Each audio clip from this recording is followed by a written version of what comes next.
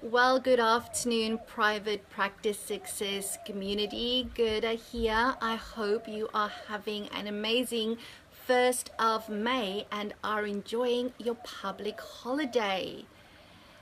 What I want to quickly do is share this live stream in at least 2 of my Facebook groups, and I'm choosing specifically the 2 groups where I know I have private practice owners in, because my message today is really geared towards them. So I'm going to share it in my masterclass graduate group first and foremost, and secondly I'm going to share it in my practice owners group. There we go. Which means that I should get a few people joining me live. Hi Monique, nice to see you. Hello to you too. So you've got 2 people on already. If you're joining, just say hello or put a little emoji or something in the comments section so that I actually know you with me. Sometimes Facebook will actually tell me who's joining and sometimes it doesn't. I suspect that if we are friends on Facebook that it tells me, and if we're not, it doesn't. I'm not 100% sure. So please, I can see we've got 3 people live here with me. I know Monique, you're one of them.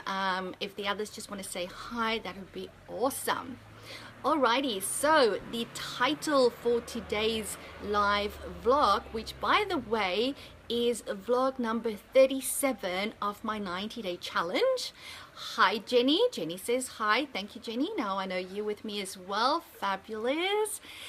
So the title for vlog number 37 is, Are You Being a Hypocrite?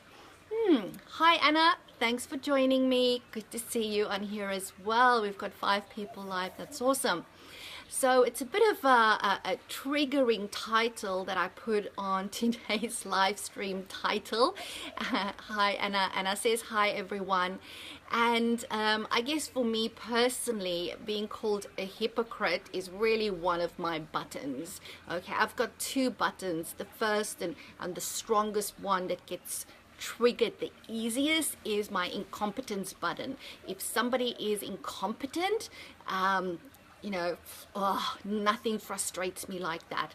The worst if you go, and I'm revealing probably something not so good about me, but on a Friday night when the kids are all asking for their takeaways and you go to McDonald's, you place your order in the drive-thru and you come home and you take out the food and there's something missing or they got something wrong, that just triggers my incompetence button so much. I get so frustrated. So that's the one. And then the other thing is being called a hypocrite. I hate that because I just believe that I can't do that. I hate it when people are two-faced. And I, in everything that I do, always want to have integrity so that nobody can ever call me that. So the title then is, Are you being a hypocrite? So the question is really a question that I'm asking, I guess, to myself, because it's important to reflect on that, but also to each and every private practice owner out there.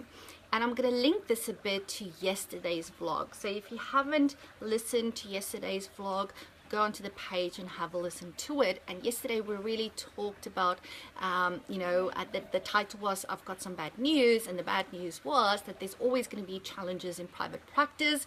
What's going to happen? You're just going to get better at coping with it. And then I also went on to say, however, in order for you to build your resilience and your emotional intelligence, you need to have sufficient self-care time, sufficient recovery time from having worked really hard, and also, of course, invest in your skills, your business skills as a business owner. So, the word self-care and the word looking, resilience and part of looking after yourself. Self-care, you see it everywhere on social media. You see it tagged on Instagram, on Facebook, and it's a word that gets thrown around a lot by helping professionals, especially psychologists like myself, but even helping professionals in general. We're always emphasizing when we're talking to our clients about self-care, about how important it is. We're constantly reminding our clients when they've dropped the ball and they're not engaging in it anymore. So my question to you is, are you actually engaging in the necessary self-care, or is this just something that you prescribe like some medication to your clients?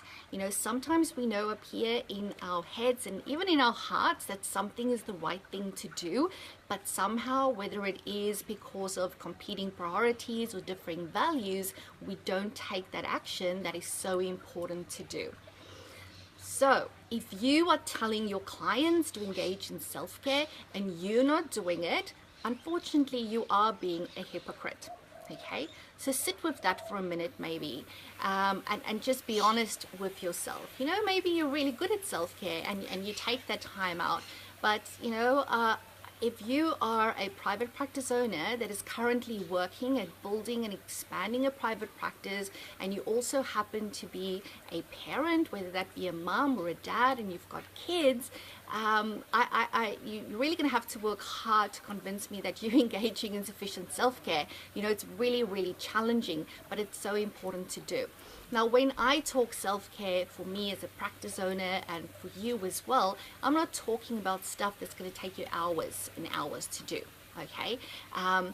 If you think about your day, if I think back, even, you know, I was doing this in high school already. So I was very, I guess I was one of those nerdy kids. I really wanted to do good in school and even at uni as well. You know, I approached, for example, study very similar, I guess, to the way I approach work and my occupation today. So when I had a block for an exam, for example, I would get up in the morning and I would study from 8 a.m. to 5 p.m.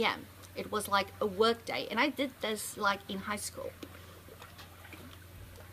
But I didn't sit in my room at my desk for that whole 8, 9, however long hours that was. What I would do, I would start at 8 o'clock, I would study for around about an hour, and then I would realize that I'm not taking in stuff anymore. And then what I would do, I would walk out, I would run around the house 5, 6, 7, 8, 9, 10 times. Okay, and I normally started with 5 and I tried to do more and more as I went along. Of course, back in South Africa, that's what you had to do. You couldn't just, like, you know, get up and go for a jog by yourself as a young girl. That wasn't allowed. It was too unsafe. So I was just like running around the house, and I always found that once I did that, it would, like, my brain would come alive, and it would be so much easier the next 30 minutes to take in information, and it just sped up you know, the information that I was putting in my mind and that I had to learn for the exam. And the same thing, you know, works for us now already. If you can actually take time to go for a 30-minute jog or a walk or whatever it is for you, you will actually get more time, because when you are sitting at your desk, when you're working, you will be more productive. And for a long time, I was also guilty, you know, of the last couple of years of thinking I don't have time to exercise. It's been my story for such a long time, a reason for me making excuses for not doing self-care. And I've just come to realize, and I've had the evidence over the last couple of months or so, that actually I get more time when I take time out. All right? And you just do so much better. Hi, Kim. Thanks for joining me. So really reflect around that self-care. You really need to decide, what is it for you? What does it for you? Ideally something physical, because again, it opens up the brain. It makes you think clearer. It helps you to make decisions easier, rather than just sitting at the office or sitting in the consulting room or at your desk because you think that's the place to be. That's the right thing to do if you are working hard. Taking out time for yourself doesn't mean that you're not working hard in your private practice, because we all know as practice owners that we don't really have have set time, so I don't have a clock in and clock out time. You know, if I want to do this live stream now, or whether I want to do it at 10 p.m. tonight, it's my choice. That's what I love about working for myself. You know, if I want to do something else during the week and not be working, I can do that as well.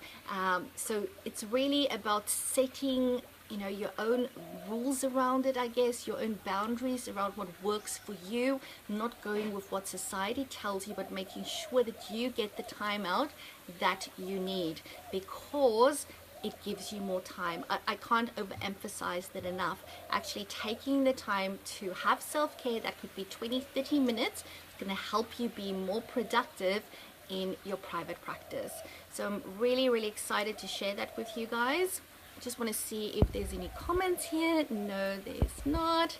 Please feel free to comment, say whether you agree, disagree. We still have Kim, Anna, Jenny.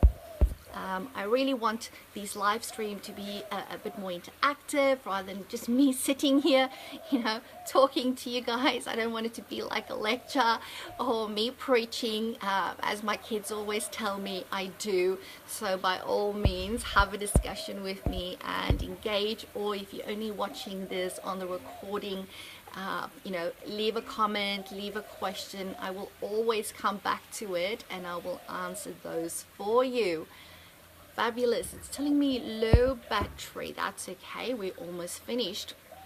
Yeah, so, and what I would finish off with, I have already mentioned to you guys probably a couple of live streams ago, like a week or so, that I have come up with an amazing idea to give private practice owners some self-care time, but also giving them time to get stuff done in their private practice whilst even learning a couple of skills along the way. So my Get It Done residential retreat is almost ready to be launched. I'm just keeping you all up to date. I've sent all the content, all the information, like the details of what's involved, to my web person, to Bev, who's going to do a page on the website, setting it all out. So it's really exciting. At this point in time, it seems like we're only going to be able to fit in 7 people. So we're going to a fabulous multi-award winning retreat in probably 10 minutes drive here from my home. So it's actually very close by for me. And they have loose standing cabins, but they also have like this big house. I wouldn't call it a farmhouse. I almost get like a bit of a Bali feel when I walk in there, with different suites and superior rooms, and it's all it's separate but together. So we're going to book out that whole area, which means that we're limited in terms of how many people we can take along. But it's just so beautiful. It's like in a rainforest. So I really like the forest thing in winter because it's happening in June, 22, 23 and 24 June. So if it is something you're interested in and you message me either here on Facebook, or, you know, let me know in the comment section, or email me at gerda@private-practice-success.com, then you will be the first person to get an option. So I will email you the link to the information first before I put it out there. So that it's going to be so exciting. Let me just check here for more comments. Anna says, needed this pep talk. I'm so glad to hear that, Anna. It is so important.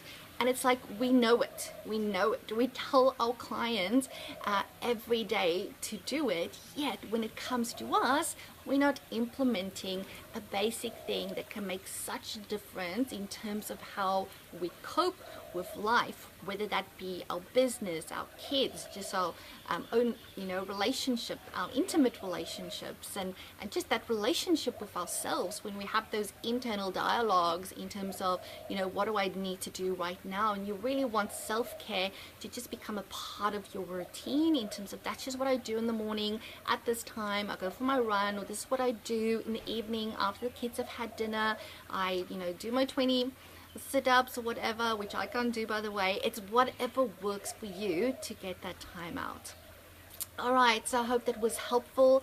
Again, as always, please continue having this discussion. And as always, guys, all you need to do is say yes to having your very own level 5 ultimate private practice. And I'll speak to you all again tomorrow. Bye for now.